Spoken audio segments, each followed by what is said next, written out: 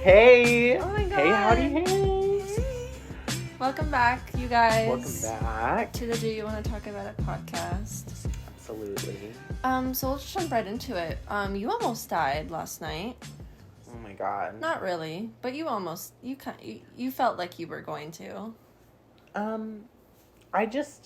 My anxiety's really bad. Yeah. So, for context, I was doing a film shoot at school, and there was a shooting right by our school. Love it. A couple of people were injured. I think there was just 2 suspects.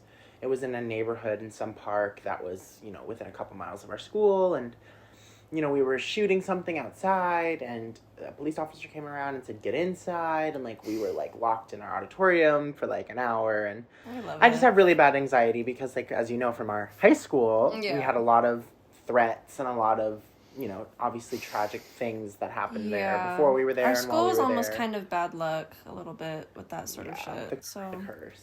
Yeah. Oh, wait, shit. Sorry, I forgot we didn't say school names. Oh my god. It was just kind of a scary situation, but it's over now. I'm safe. I'm in a better place. I always got anxiety attacks during lockdowns. Even if they were just drills, it would just, the whole thought about there being a potential death threat inside of a place where you're supposed to feel safe always freaked me out. Mm-hmm. But, lockdowns, the whole idea of lockdowns, they never made sense. Yeah. No, I get it. What the fuck? First of all, most of the time, school shooters or whatever go to the fucking school. They know the procedure. So, why? You know what I mean?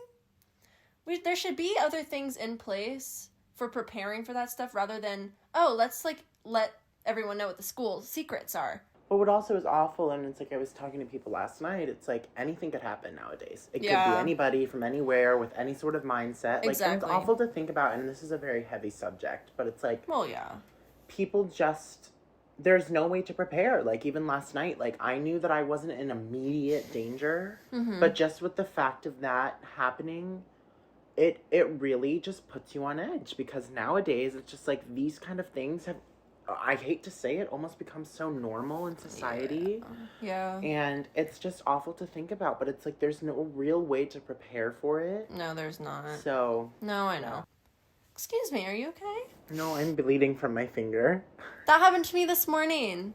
Well, because, I bite my nails, and so I know, well, I do, I only bite, now that I have my nails done, I only bite the skin around my nails if it's bugging me. Yeah, and I was literally bleeding this morning. I was like, oh, that was I love fun. that. Yeah, love it. So, yeah, just, We love starting... Why have we only been starting on, depressing... really heavy subjects? Yeah. Start off. I don't know, girl. Well, anyways, we wanted to talk about... Now to move to a heavier subject. No, this isn't that heavy. We're talking about my weight. Adam, shut the fuck up.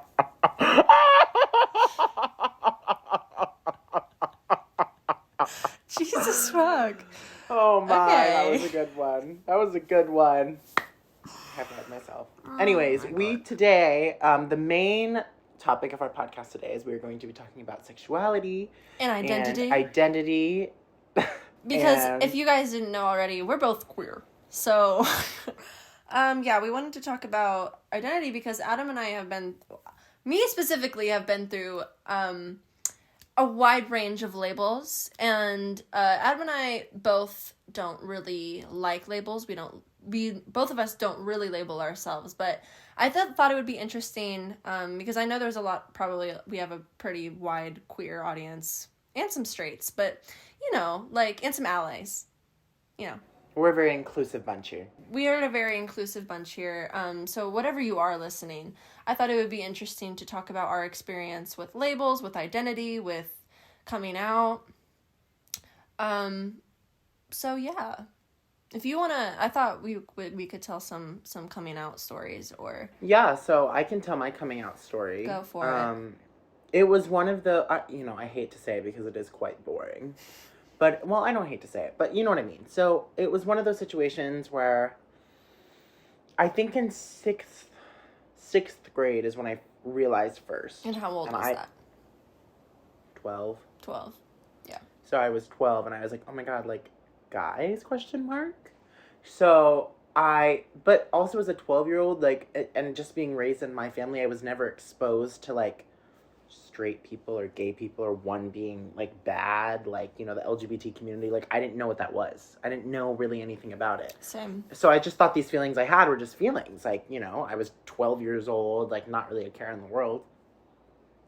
And so I was like, oh, like, you know, like, guys are, like, interesting, like, whatever. And I think in 7th grade is when I officially came out as bi, because I liked this girl in 7th grade, and, you know, it didn't work out for whatever reason. And then at the end of 7th grade is when I came out as gay. And it was one of those situations where everyone was like, we knew you were.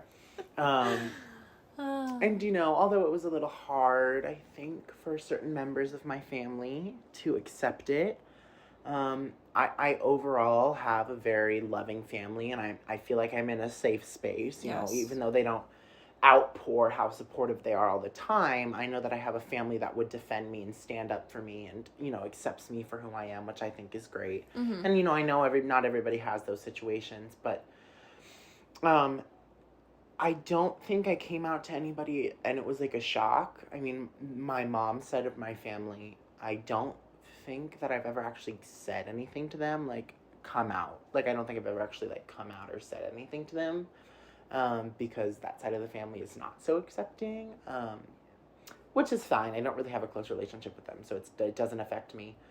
And I never had any friends that were, like, against it. Like, I've always felt very safe. I mean, we knew people in high school who were kind of against it, obviously, which is fine. But, like, I never was in a situation where I felt directly threatened for that. Like, physically threatened. Like, you know, I've had the name calling, like, oh, like, the mean names or whatever, but I've never felt physically threatened, like, I was going to be in any sort of harm or danger from that.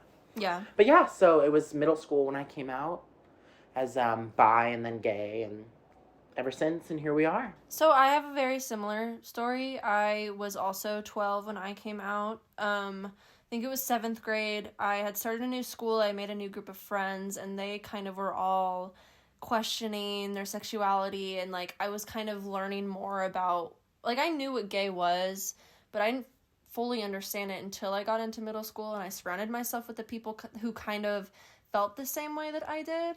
And within that whole group, I mean, I probably had crushes on every single one of them at some point in time. And then I went through a lot of different things with gender identity and sexual orientation. Like, I went from, because again, when you're learning about this shit, like, you don't know what to call yourself. Like, and at that point in your life, especially during that year or during that time in our lives, like, I feel like labels were very, like, kind of, I'm not even going to say trendy, but I guess that's kind of a word for it. Like, labeling yourself at that age, I feel like was very important to people. Yeah. Mm-hmm. For some reason. And we'll talk about, like, what we feel now. But during that time, I went from, because, again, I dress very masculine. I think the start of 8th grade, that's when I cut my hair. That's when I really started, like, experimenting with clothes and, like, my gender identity and, like, my self-expression. Like, I got really passionate about LGBT people and very passionate about, like, labels and sexuality. Remember that video we made? Like, I was obsessed with it. I was obsessed with everything that had to do with LGBT stuff. And that was just because of how passionate I felt, like, with my own identity. And although I was very confused and I went through a lot of things, I still was super passionate about it and tried to educate myself and, like, my mom and all of that. So I came out in 7th grade, so I was also 12. It was December of 2014, so I would have been 12, almost 13. And I had told my friends, and I actually told this one girl who I was really close to at my middle school, and she was accepting, but then suddenly the whole grade found out. And I had told her I was bisexual because I had experience with, like, liking boys, like, growing up. I've always I've always had kind of little gay hints in my life. Like I used to play, when I played pretend, I would always play the boy who liked the girl. Yeah. And I never questioned that because, again, I grew up in a household where that sort of stuff wasn't weird. Like, I never was told, I didn't grow up religious. I've never gone to church. Religion was never forced into my life. I never was told that, like, I needed to like girl things to be a girl. I was gender was never forced upon me. And that's just, my parents' personal, that was just how they raised me. They didn't question any of that shit. So when I came out to my friends, as bisexual, that was kind of a label I held for a long time. But then I had a traumatic experience in 8th grade with a boy. And when I started high school, I was like, nope, I'm a lesbian. I hate men. I'm not attracted to men. I'm scared of men. No more. I was even scared of Adam. I didn't want to be friends with Adam. Like, I didn't want to be friends with anyone because of my experience. But that's not important. That's another story for another day. So when I got out of my relationship, a very long-term relationship, I kind of evaluated, and this was hard because, again, throughout high school, I was known as the lesbian. I was very open. I was very out. I guess once I kind of told myself it's okay to be attracted to men. Like, I know that people know you as a lesbian and you're known as a lesbian because of high school. But I think I pushed down my attraction for men throughout high school just because of my relationship status and the fact that I wasn't really healed from my trauma. And I mean, if I described how I felt, it would probably be bisexual because love men and women, very attracted to both. Penis scares me. Yeah. Wow, what a sentence that was. So I feel like that an easier, like, explain it to grandma sort of situation would be I am bisexual, but I don't label myself as that. And also I think labels have always been something I've struggled with, and I just want to be able to love freely. Yeah, I agree. So that's how I feel. Yeah. Mine is a much, I've been telling you and I've been telling myself, like, I don't have to have a label, but like in my life, I think labels have always been something that I've, clung on to just in my own life. And it's not to necessarily say that's a good or a bad thing. It's just I've always had a label. Yeah, and listen, if you have a label, that's fine. Like, that's great. I personally just don't like to use labels because to me they're very restrictive, and I don't want to feel the pressure of, oh wait, but I identify as a lesbian. Why am I feeling these things towards men if I'm a lesbian? Like, to me, that's just like, why would I do that to myself? If I don't feel like I'm a lesbian, I'm not going to call myself one. That's not fair to me. So. But I think for me, it's more of like, I feel very comfortable and safe liking men, and I always have. And it never was a situation for me where I had to feel comfortable liking women or, I know that in my heart, like, I do like men. Like, that's where I feel safe. That's where I belong. But, like, I am open to the idea of maybe someday or now or whenever of, venturing off with a woman. Mm-hmm. And not that I'm uncomfortable with doing that, but, like, I know that for me and who I am, like, liking men and being with men and having that label of being gay my whole life is just where I've kind of sat. Right. And so now when people call me, if someone's like, oh, you're gay, like, I'm not like, oh, I actually don't have a label. Like, and I thought about it, and, this is where we differ. Like, I am fine with not having a label, but I am also 100% okay with being gay. Yes. I even still say myself that I'm gay because that's just me. That's who I've always been. I've always identified and clung to a label because it gives me some sort of, like, grounding. Mm-hmm. And I think it was interesting earlier because you were talking about, way earlier when you were talking about coming out, and, like, this is a topic we can even get into about, like, religion and how that plays into sexuality because I'm sure you do, but I have friends who are religious people who are gay, lesbian, bisexual, trans. Oh, yeah. I don't really know. I don't know anyone personally that, because I just don't have a lot of religious friends, but I don't know a lot of people that are religious and gay, but they exist. But I think there's many of them. what's so beautiful about where we fall in our generation is I found out the other day from TikTok that we're actually Zennials, which is like that 1995 to like 2002 range. So we like fall kind of in this weird spot of like millennials and Gen Z. Because I hate identifying with Gen Z because I hate this generation. And so, but I think what's so beautiful about that era of like that within that 7-year span is like we come from parents who have a very traditional background. And we kind of grew up, I know you did, and I did, like, loosely, but, like, our parents were traditionally, like, maybe more mine than yours, but, like, we still have that traditional fundamental background of, like, respect for your elders, like, blah, blah, blah, like, things like that. We come from that. Mm-hmm. But we're also in this time of, like, empowerment and more to the people, and, like, I think that's what's so beautiful, especially when it falls into religion, because I did go to church when I was younger. And I never quite understood it. I used to go to church with my grandparents every Sunday. Like, I used to go to the kids club and we would talk about, like, scripture. I don't really remember a lot of it because it's not something that I was super into. That's why I don't think it really carried through my life. But I do remember going, and I remember what was said, and we used to sing, and we used to talk about the Bible. And was your church kind of, like, did it spread homophobic messages? Or do you... No. See, that's But good. Also at that time, so... when I don't think there was anybody within that church that identified with the community, and at that time I really didn't go around saying that I did because I was young. I used to go to church from the age of 6 to like the age of probably up until middle school. Wow. And then I stopped going to church because we just kind of stopped going to church.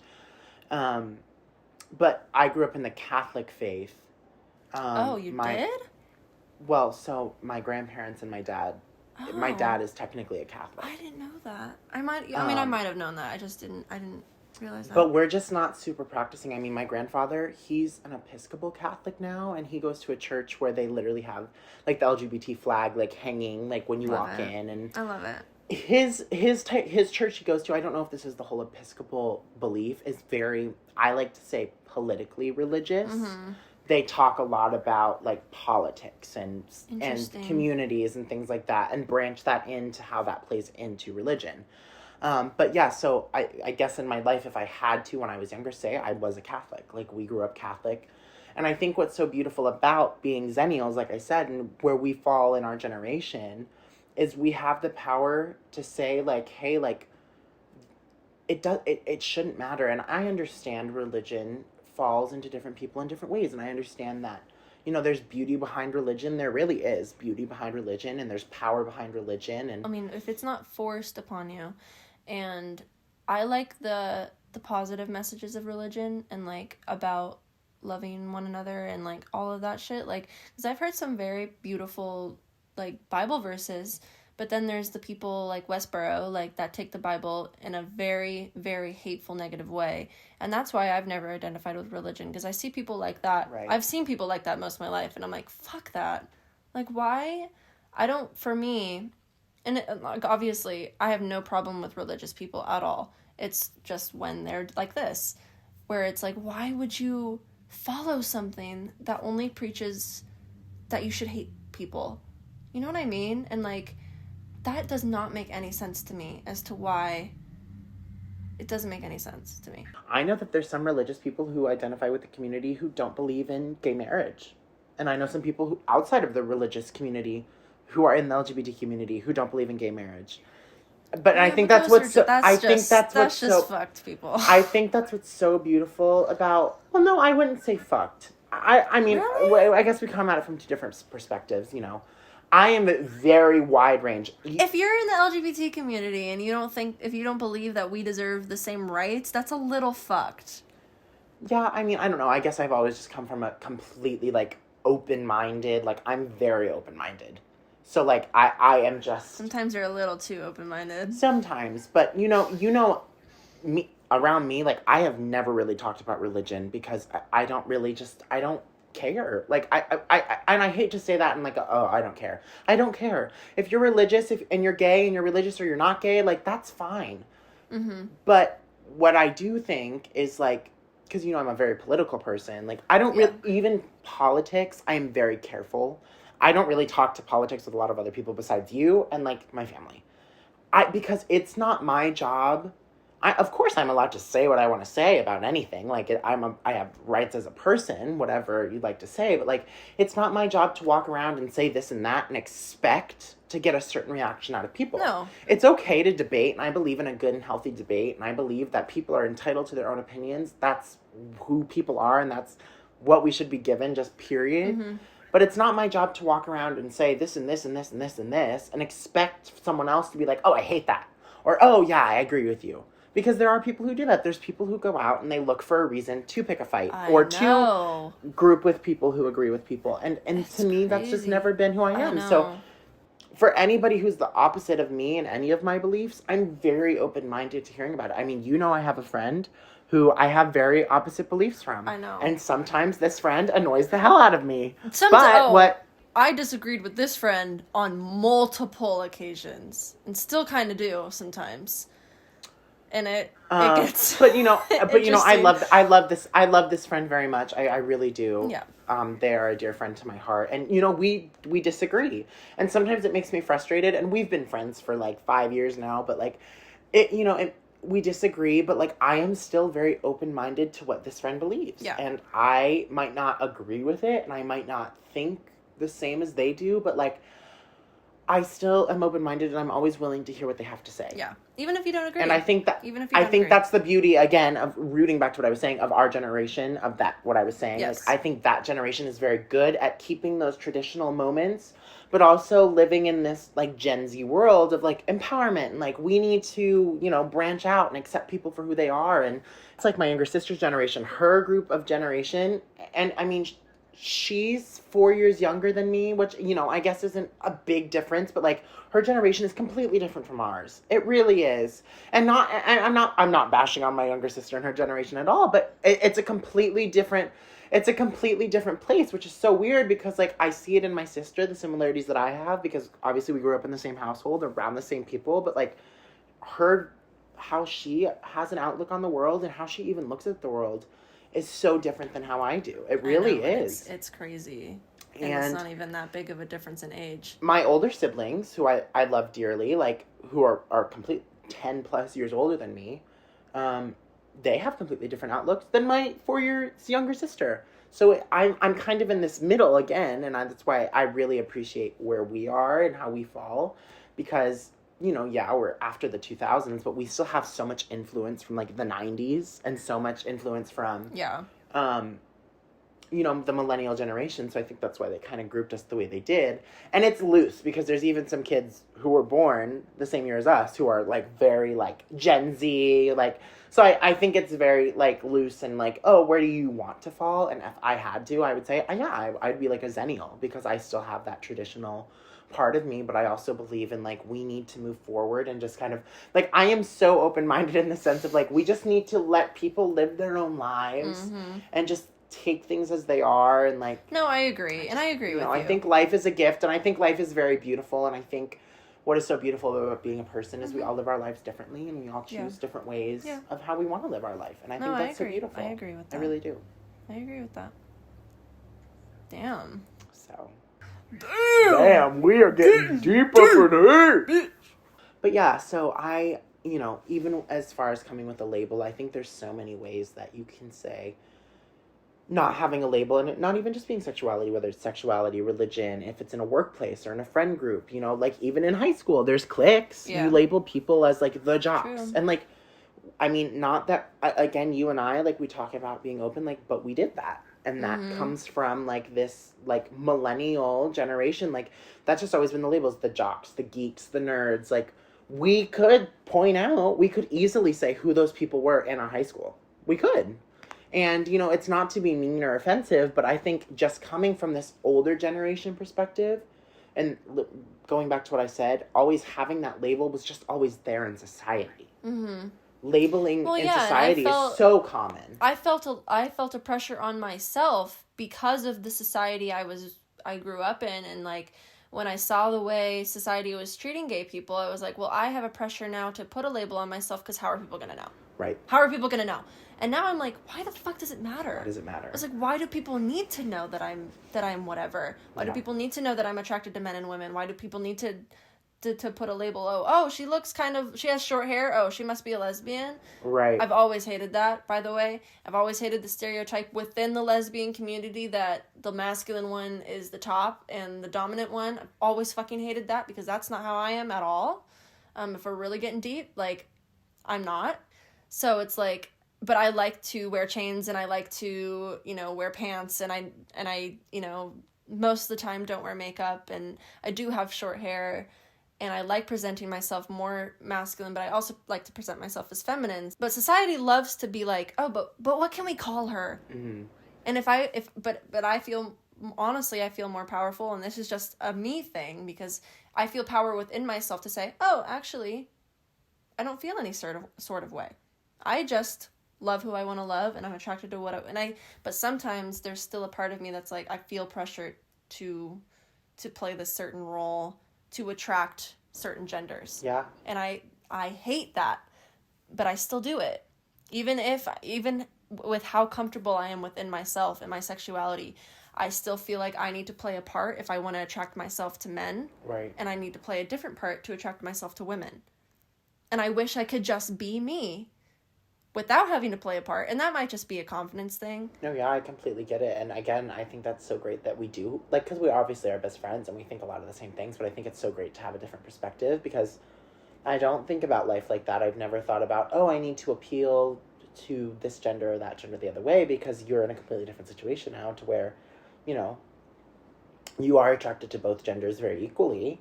And, I think that struggle is something that people don't really think about, especially because you're coming out of it from an opposite angle. Yeah. You have had this label your whole life of being Yes. lesbian and only liking women, and now Literally. you're coming out of it liking men and women. And when it's for crazy. a lot of people, That's a crazy feeling. Yeah.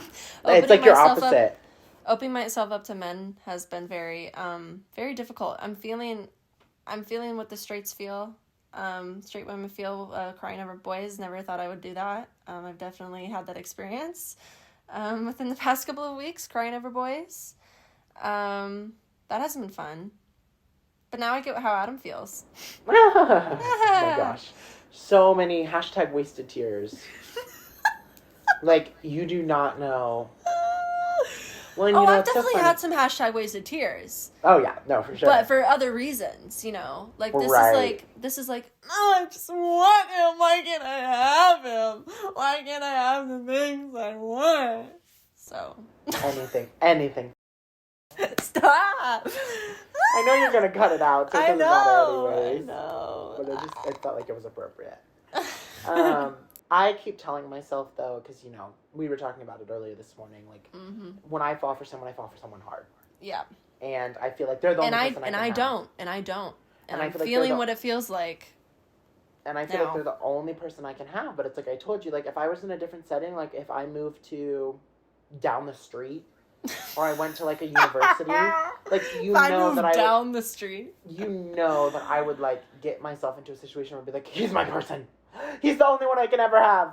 And, it's a bad, it's weird.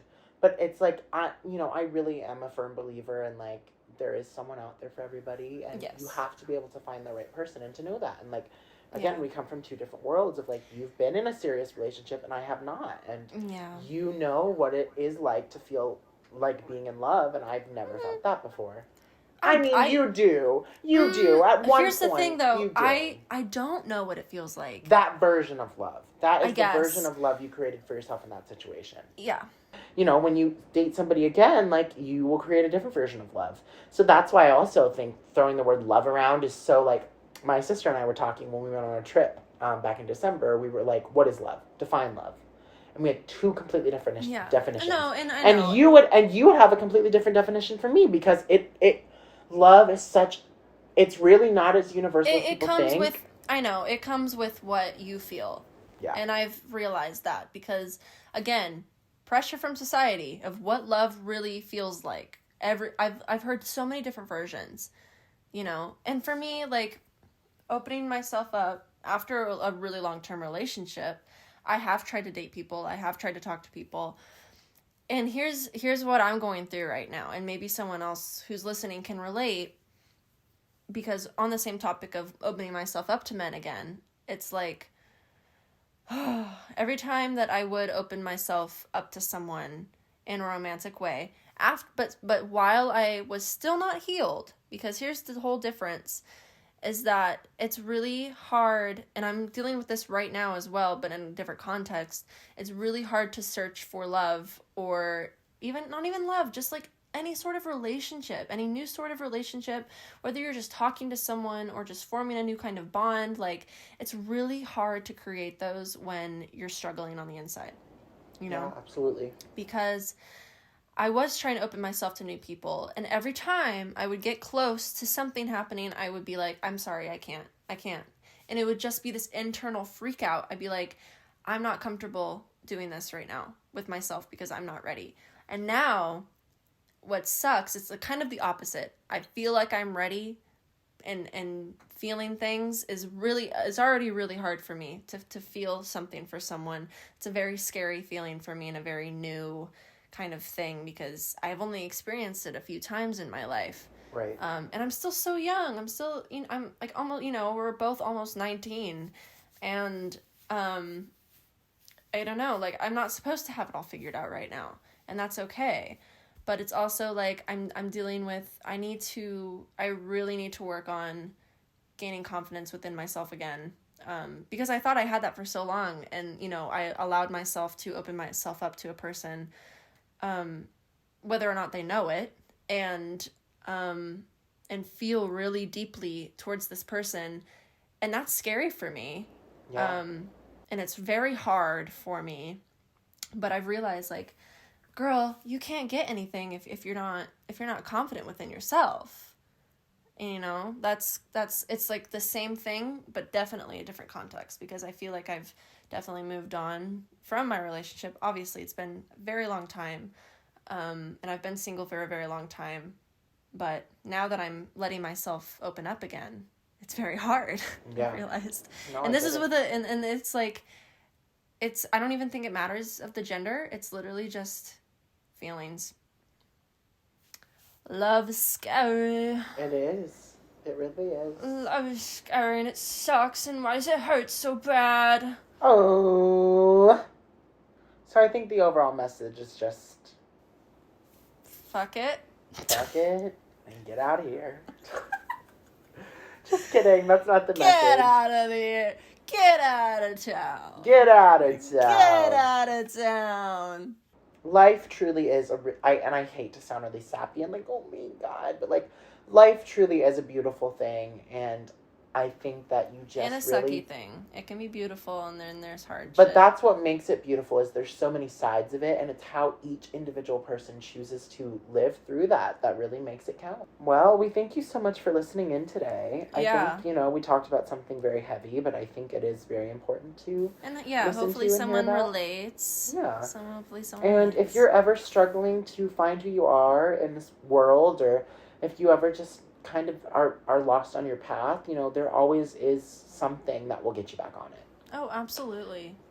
And if you ever need someone to talk to, we are always here. Oh, I believe yes. our social medias are linked, so if you ever... Our social medias are linked. If you ever need advice, hit up the DMs. But don't be creepy. You can DM us, and if you ever need something, or if you ever just need to be like, hey, like, I really thought what you said, like, was empowering, or hey, like, I kind of was confused, or like, hey, I just need some more, like, guidance on what you said, we are always here for you. If you are a complete stranger and you need somebody just who is a complete stranger, we are here for you.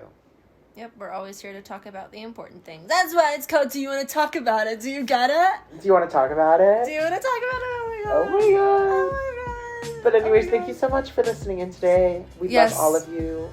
Just a quick reminder as well, our podcast is now on the podcast app.